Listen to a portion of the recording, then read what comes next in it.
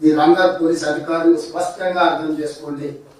భూ కబ్జాదారులను, నేరగాళ్లను, drugs mafia ఈరోజు ఉద్యమ నేపథ్యం ఉన్న తెలంగాణ రాష్ట్రంలో ఈరోజు చిన్న చిన్న పట్టణాలలో కూడా గంజాయి ఎక్కడ పడితే అక్కడ దొరుకుతుంది. జూనియర్ కాలేజీలో, స్కూల్స్లలో కూడా ఈరోజు ఇట్లాంటి మత్తు పదార్థాలు అందుబాటులోకి వచ్చినాయి. ఇది చాలా ప్రమాదకరాల్సిన అవసరం ఉన్నది. ఈరోజు మన కళ్ళ ముందు కుప్పకూలిపోయిన పంజాబ్ రాష్ట్రం మన కళ్ళ ముందు కనిపిస్తుంది. తెలంగాణ వేగవంతంగా పంజాబ్ లాంటి పరిణామాల వైపు వేగంగా ప్రయాణిస్తుంది. దీన్ని నిషేధించి నిర్మూలించాల్సిన బాధ్యత మా పోలీస్ అధికారులదే. ఇవాళ ఎక్కడ చూసినా, ఎందుకంటే నాకు కొంత అవగాహన ఉంది, నేను ఇంకా ప్రజలలో తిరుగుతూనే ఉంటే ఎక్కడ ఏం జరుగుతుందో పోలీస్ అధికారుల దగ్గర సమాచారం ఉందో లేదో, కానీ పర్సనల్గా I have some information. So డిపార్ట్మెంట్లో నా రిక్వెస్ట్, మీ అధికారులకి ఇక్కడ నుంచి నేను ఇచ్చే ఆదేశాలు మీరు ఉక్కు పాదంతో అణచివేయాల్సిన అవసరం ఉంది. గంజాయి అనే పదం ఈ రాష్ట్రంలో వినిపించకూడదు. ఉద్యమ నేపథ్యం ఉన్న తెలంగాణలో గంజాయి లాంటివి, డ్రగ్స్ లాంటివి ఇక్కడ వచ్చి ఇక్కడ యువతను ఆక్రమించుకుంటున్నాయి. ఇది అత్యంత ప్రమాదకరం. నేను సైబరాబాద్ కమిషనర్ గారికి ఒక విషయం చెప్పదలుచుకున్నా. సన్బర్న్ పార్టీకి సంబంధించిన సోషల్ మీడియా అంటే డిజిటల్లో ఈరోజు అప్లికేషన్స్ అంటే ఏమంటారు, వాటి కాల్ టికెట్స్ అమ్ముతున్నారు, book my show. So I verified with my people, అసలు వాళ్ళు ఇంతవరకు పర్మిషనే తీసుకోండి. పర్మిషన్ తీసుకోకుండా 31st ఈవినింగ్ సన్బర్న్ పార్టీలు పెట్టి కిడ్స్ని అండర్ 18 అసలు అట్లా వాటిలో అలోవే చేయదు. అండర్ 18 లిక్కర్ ఇవ్వడానికే వీల్లేదు. ఈరోజు స్కూల్ పిల్లలకు కూడా they are giving some incentives.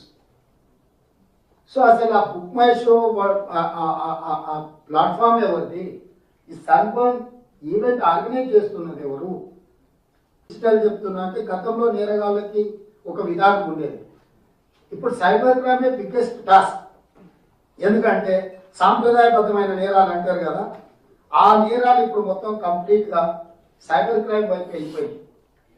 అంటే ఏ నేరం కూడా గతంలో చేసే నేరాలు కన్వెన్షనల్ క్రైమ్స్ అంటారు కదా, ఇప్పుడు దాని నేచర్ మారిపోయి సైబర్ క్రైమ్, సైబర్ కనెక్టివిటీతోని ఈ క్రైమ్లో పాల్గొంటున్నారు.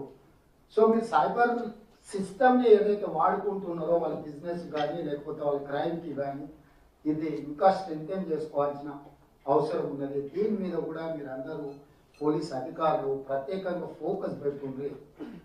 ఇట్లాంటి ఈవెంట్స్ ఏమైనా వచ్చినాయంటే మీరు స్క్రూటినీ చేయండి. దానివల్ల ఇన్కమ్ జనరేట్, ఆదాయ వనరుగా మీరు చూడకండి.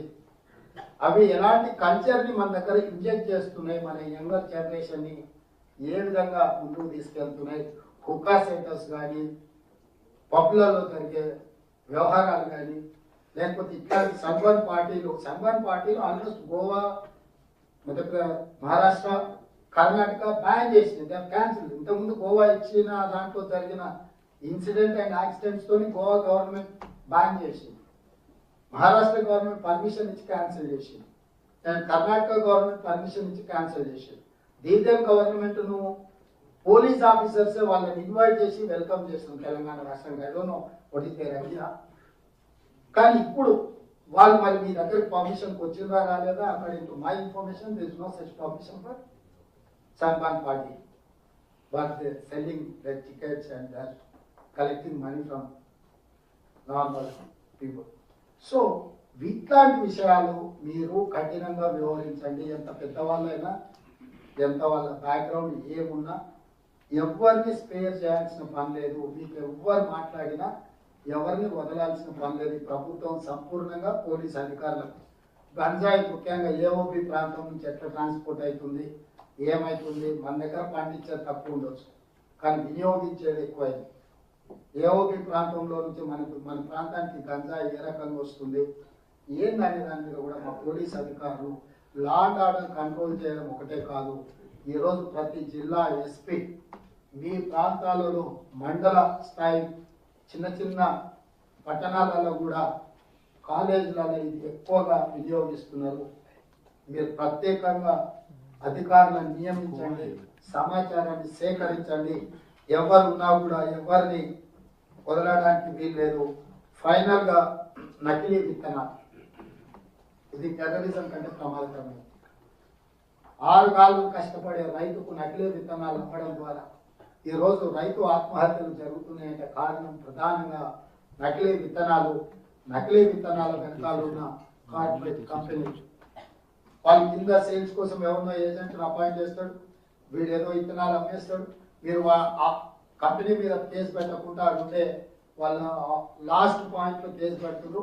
వాడు జయబజరంగ బలి అని పెడతాడు, తీయగానే శ్రీ వెంకటేశ్వర అని పేరు మార్చేస్తాడు. లైసెన్స్ తప్పు పేరు మీద తీసుకొని అంతకుముందు అన్న పేరు మీద ఉంటే మీరు నోటీస్ ఇవ్వగానే ఫ్యామిలీలో ఇంకొక మెంబర్ మీద తీసుకొని సింపుల్ గా దాని బోర్డు తిప్పేసి నడుస్తుంది. సో ఎట్లయితే మీకు హిస్టరీ షీటర్స్ ఉన్నారో, రౌడీ షీటర్స్ ఉన్నారో, అట్లని నకిలీ విత్తనాలు అమ్మేటోళ్ళది కంప్లీట్ గా మీ పోలీస్ డిపార్ట్మెంట్ లో కంప్లీట్ స్టేట్ అంతా ఒక యూనిట్ కింద క్రిమినల్స్ ఎట్లయితే మీరు డేటాబేస్ తయారు చేస్తున్నారో ఈ నకిలీ విత్తనాల మీద ఉప్పు పాదంతో అంచివేయాల్సిన అవసరం ఉన్నది. కంపెనీ ఓనర్స్ ని మీరు లయబుల్ చేసినప్పుడు ఈ నిర్ణయాలు, అదేవిధంగా ఇప్పుడు ఈ సోషల్ మీడియాలో కూడా చాలా సర్క్యులేట్ చేస్తుంటారు. అంటే మతాల మధ్యలో, కులాల మధ్యలో వైషమ్యాలను పెంచగొట్టడానికి. దీనికి సంబంధించి కూడా ఎప్పటికప్పుడు మీరు అప్రమత్తంగా ఉండి ఆ సమాచారాన్ని కూడా సేకరించి అట్లాంటి వాళ్ళు ఎవరైనా ఉంటే వాళ్ళందరినీ కూడా ఒక లైన్ లో పట్టుకురావాల్సిన అవసరం ఉన్నది. వాళ్ళని ఏ విధంగా కంట్రోల్ చేయాలని. ఫైనల్ గా రెవెన్యూ సదస్సులు ఇప్పుడు చేయాలని 2 టీంల మండలాలను 2 టీంల, ఒక టీంకు ఎంఆర్ఓ గారు, ఇంకొక టీంకు ఎంపీడీఓ గారు బాధ్యత తీసుకుంటారు. అదేవిధంగా శాసనసభ నియోజకవర్గానికి ఒక స్పెషల్ ఆఫీసర్ను డెప్యూట్ చేస్తుంది ప్రజాపాలన కోసం. 119 శాసనసభ నియోజకవర్గాలకు 119 మంది స్పెషల్ ఆఫీసర్లు అక్కడ వచ్చి కూర్చుంటారు. వాళ్ళు అక్కడ ఉన్న మండలాలను, ప్రతి మండలాన్ని 2 వర్టికల్స్ కింద డివైడ్ చేస్తారు. 2 వర్టికల్స్ లో ఒక వర్టికల్ కి ఎంఆర్ఓ, ఇంకొక వర్టికల్ కి ఎంపీడీఓ గారు బాధ్యత వహిస్తారు. వాళ్ళ కింద ఆఫీసర్ స్ట్రక్చర్ ఉంటుంది. ప్రతి అధికారి రోజుకు 2 గ్రామాలు, ఉదయం 8 గంటల నుంచి 12 గంటలకు ఒక గ్రామం, 2 గంటల నుంచి 6 గంటల వరకు ఇంకొక గ్రామం. ఈ అప్లికేషన్ తీసుకోవడం, ఇవన్నీ చేయడం పోలీస్ డిపార్ట్మెంట్ అండ్ ఈ స్పెషల్ ఆఫీసర్ లోకల్ కోఆర్డినేషన్ చేసుకొని ఏ గ్రామంలో గ్రామ సభ జరగబోతుందో ముందే అక్కడికి వెళ్ళి మహిళలకు సపరేట్ గా లైన్ ఇవ్వండి. అందరిని కలిపి గుమిగూడి దాన్ని ఇబ్బంది జరగకుండా మహిళలకు ప్రత్యేకమైన కౌంటర్లు పెట్టించండి. మిగతా వాళ్ళని కూడా స్ట్రీమ్ లైన్ చేసి ఫస్ట్ కమ్ ఫస్ట్ లాగా లైన్ లో పెట్టించి అధికారులు కూడా అందరు ఉండి మేము ఒక నోట్ చీఫ్ సెక్రటరీ గారు ఇక్కడ నుంచి మీరు పూజ చేస్తారు, ఓపెనింగ్ రిమార్క్స్ అక్కడికి వెళ్ళిన అధికారి చదివి వినిపించాలి. పర్పస్ ఏంటి?